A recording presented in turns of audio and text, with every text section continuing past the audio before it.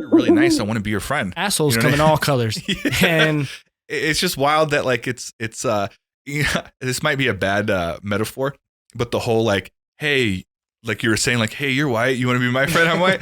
That must be what like gay people feel when someone's like, when you meet someone and you find out they're gay, like, you should meet my other friend. He's gay. Oh yeah. And then they're like, dude, I don't want to meet just because I'm gay. Right. And I'm guilty of that. I have a friend named Raymond. And for the longest time, and he was one of my best friends. Like anyone that I met that was gay, I was like, do you know Raymond? Like, dude, I'm from like Pittsburgh, man. Like, I don't know your friend. No, and like I get that because kind of a similar to that. I had this friend named Richard that I worked at Sitel with him for a long time. Mm-hmm. And I felt super weird. Like one day he just happened to mention that he was married. And I was all, what's your wife's name? And he was all, I have a husband. And I felt like such an asshole, but I would have never known, right? Yeah. If he didn't say anything. And then it really got me thinking like, damn, we really have this like in our head set, like if they're not overly feminine or like, there's no way. Yeah. And like, since then, like anybody I meet that, we might need to take this part out because I don't know where I'm going with this. Oh, it's going up, man. Take your time. I think I know where you're going with it though. But I like what you're saying. But here's the thing. Here's the way that I approach it. I think most people would agree with this. I don't know if you can admit, like I'm sure your friend that you just said, as soon as you go, oh, I'm sorry. Like I'm sure he goes, it's okay. Yeah, exactly. Like exactly. Why would you, right? But anyways, and then that's what matters is if you go like, oh, hey man, I didn't mean to offend. And that's the same thing with anything ever. Right. We can't. Someone's going to be offended. Someone's going to be offended at this podcast. Someone's going to be offended at me when I go out in public. That happens. My job is not to not offend everyone. My job is to do my best. Right. And when I do go like, hey, my bad. Like I understand that I didn't know. Now I know. Right. Let's go on from here. And I can respect that. If someone offended me with anything in life, as long as they came up to me afterwards and said, hey, that was totally an accident. I get it. We're people. We all make mistakes. Yeah. We make mistakes. It wasn't rude. It was just like statistically, you know what I mean? Like most people would have a wife, right? Yeah. So you're like, I went with that because it's the majority, but I see how that would be disrespectful. I shouldn't assume that. My bad.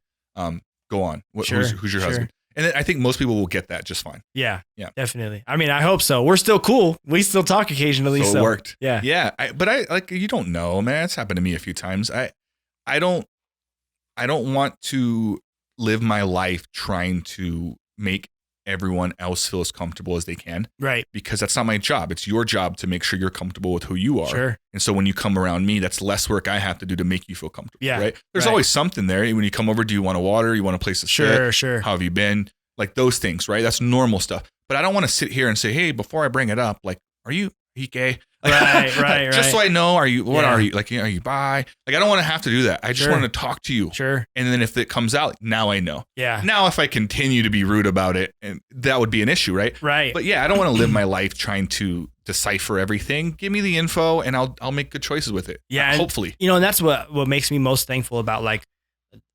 moving here and meeting the friend group I ended up meeting and like kind of latching onto is, we all listen to, punk rock and whatever. And it's so inclusive. Like I have friends from every single different walk of life. Yeah. Or, sexual orientation, different pronouns, like all that stuff. And I get to live with that every single day, through group texts or, run into somebody at the store or like, hey, let's go hang out at so-and-so's house.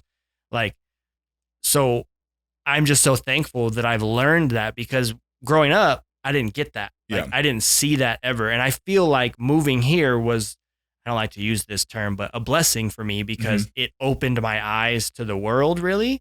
Yeah. Cause I was kind of closed off in a, macho masculine world. And now everything's opened up and I see all different walks of life. And it's just been so good for me, especially, you see things on social media going around, people making fun of, pronoun stuff and trying to be witty, but I understand what it's like for my friends to go through like a transition and, it come out that they are a trans person and then have people continuously call them the wrong name or, call them he when now she feels like she, you know what I mean? So it's been really good to be around the people that I've been around and get to learn stuff that I would have had no idea about otherwise. Yeah. I think it's important to respect that. I think the person has to be as patient as possible. Like when you're, because I mess it up. Sure. I mean, all the time. It happens. It happens. But my intent is to get it right. Right. And I hope that people see that. Like, hey, if I'm messing up, I'm not doing it to fuck with you. Like maybe someone is. Right. Most people can catch on to that. But there are mistakes. I mean, people do make mistakes and accidentally say certain things or accidentally offend all the time. And I just hope the people that are being offended about whatever it is, whatever the instance is patient and kind enough to explain it, right? Yeah. And most people are. But every now and then you get someone that's just offended and they leave and you're like, what's up with that person? Like, give me the knowledge. Like, give me something to go off of here. Right. But yeah, that's where I'm at with it, man. I hope that I'm respectful to everyone in the same way I hope everyone's respectful to me. Yeah. And life happens and you deal with it, man. That's the way it goes. I get you there.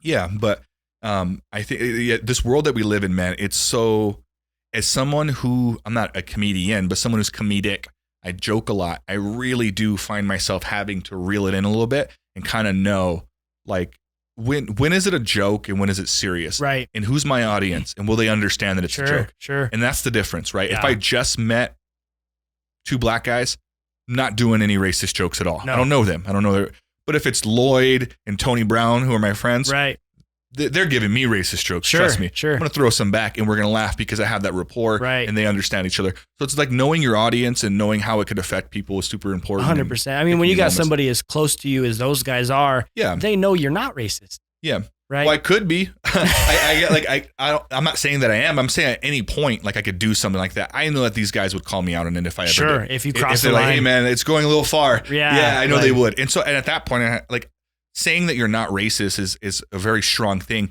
because anyone could do something racist at any point. Right. I think a smarter way of saying that is like I don't think I am. My goal is to not be, but I also understand that as a white person, specifically a bald white person, like I know there's a responsibility that comes with 100%. understanding what I get perceived as when I walk into a room. Right. And that's fair. Like if someone was offended by me right away, I don't like it. Maybe I don't even deserve that, but I get it. Right. I'm like, I get, this isn't wild. I can wrap my head around why you would think I'm that 100%. way. I'm not. Let's talk about it. Right. But I get it. Like I get Guys, this is Bobby, and Bobby here has a debilitating disease known only as cotton insides. And for one subscribe, for going down below and hitting that subscribe button, you can give Bobby here his first real heart. Do you have a real heart? Well, then hit subscribe.